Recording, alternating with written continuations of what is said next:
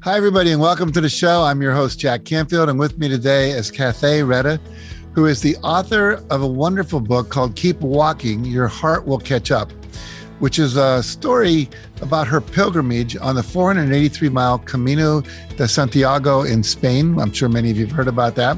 If not, you will today. A trip she made by herself at the age of 64. Welcome to the show, Cathay. Thank you, Jack. I'm so happy to be here. I'm happy to have you here. So let's start by telling us just what is the Camino de Santiago and why did you decide to make a pilgrimage on it and to do it alone? The Camino de Santiago, that translates the Way of St. James. It is a pilgrimage trail that has been walked on for centuries by pilgrims going to Santiago, where they say the body of St. James is interred. I decided to go because it called me. I just had it in my heart. I knew I had to go. This was after my husband of 33 years passed away. And I was kind of looking at, okay, now what do I do? And I thought, oh, well, that makes sense. I'll go and walk this Camino, and it'll be a great time to have undistracted attention to plan out the rest of my life. And it made sense. Just get up each day and walk, nothing else to worry about. That's not what it turned out to be. Jack, if you can picture my first night, I was sitting in an old 13th century Gothic church on a wooden bench. And this church is in the Pyrenees, and there's soft music playing. And I heard inside me the word absolution. I thought, I don't need absolution. That's not why I'm here. I don't need it. And the voice came back and said, yes, you do. You need absolution from yourself. So that really set the tone and set the stage for those next 37 days that I walked. And just picking up from there, the next day I was telling this couple about my husband had passed away. That's why I'm walking to Santiago. I got as far as my husband, and then I began sobbing, and I didn't see that coming. That's when I began to realize I had not grieved his death, and I've learned that you can't skip over that process. So it was in me. So this started a very healing journey. Along the way, I came to forgive him for dying and leaving me. And I guess along the way, I came to forgive myself also. I realized I got to know myself again. I think I had, in losing him, I realized I'd also lost half of me. But even beyond that, I had been burying parts of myself for many years and just avoiding things and not living my dream and my purpose. And so that all began coming up. This hard shell that I had put over myself began to break, and I could get glimpses of who I really am. And so I was pretty much in tears for about the first 3 weeks. It was hard, but I knew it was something I had to do. It was in my heart, and I kept going. And the lowest point came when I got bed bugs. And that's okay. I just want to go home. I'll pack up and forget it. But there was another gentleman, another pilgrim on the trail. He was from the UK, and he told me, says, you're here on the Camino to learn to fall in love with yourself again. And that punctured my heart. I could feel it, and then I knew that's it. That's why I'm here. And I don't know what it was, but things began to change. I began to get a little more settled, a little happier. I had some wonderful times then and just reflecting. And just like I had heard at the beginning, and like this man told me, I got to know myself again and to love myself and appreciate myself. So I came back home a different person. It's great. Two quick questions just off the first answer. Not everyone may know what the word absolution means. Unpack that a little bit for us. Yeah, you know what? Yes, it's like forgiveness.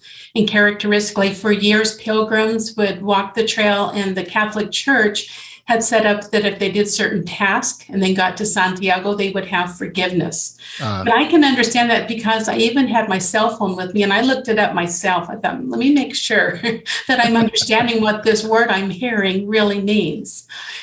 Yeah. Yeah. And then what's interesting, last night I was leafing through your book again, just in preparation for this interview. Mm-hmm. And I just opened it to the page where there was a picture of all your clothes laid out that were from the bed bug situation. There's this long, long wall of clothes, and they've been sprayed and the sunlight was hitting them. And you talked about how literally you had to take everything off and you didn't have any clothes, and how someone found a white shirt for you and a towel. And a towel, which I could bring together at the side, but my whole side leg was open. There you So go. that's what I walked around in that night. But That's great. Happy to have it.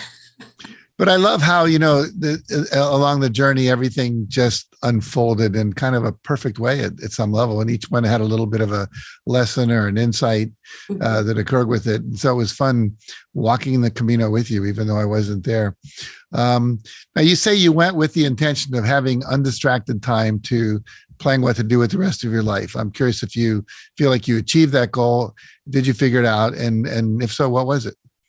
Yes, Jack. What I figured out was I already knew, and I've known for years. I just needed the courage to do it.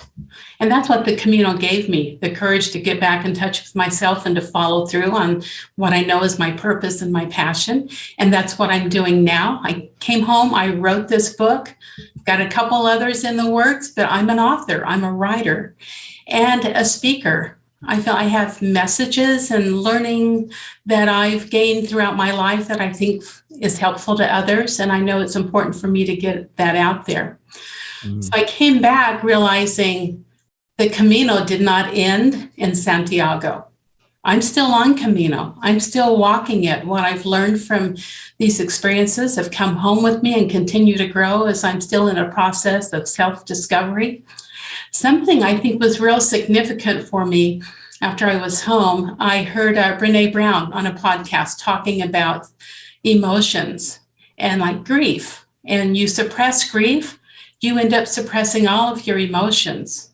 I didn't know, but we don't get to pick and choose which ones we're going to suppress and which ones we'll hold on to.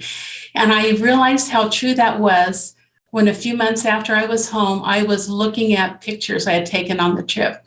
And there were a couple where I saw my head thrown back in laughter.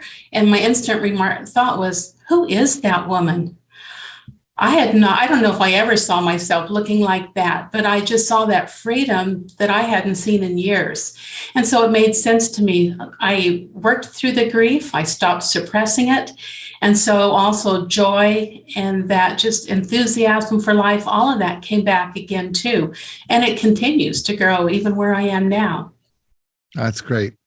Well, I know that some people may be watching this and thinking, well, I can't go to Spain and spend a whole month walking the Camino.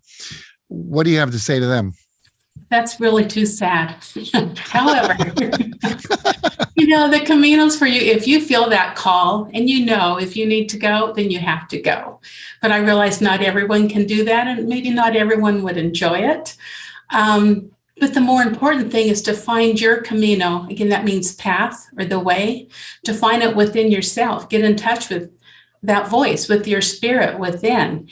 And you can do that wherever you are, but it requires some discipline and commitment, finding a place to get alone, remove yourself from all the distractions around you, learning just to sit and listen and really believe. I think we all have that voice within us, that God within us that will lead us and guide us. But we've, I think, become pretty expert at ignoring it and covering it over and not taking the time to really find out who it is we are and what it is that we have to do. So everyone can really find a Camino. Again, the best way is to go to Spain and walk on it physically.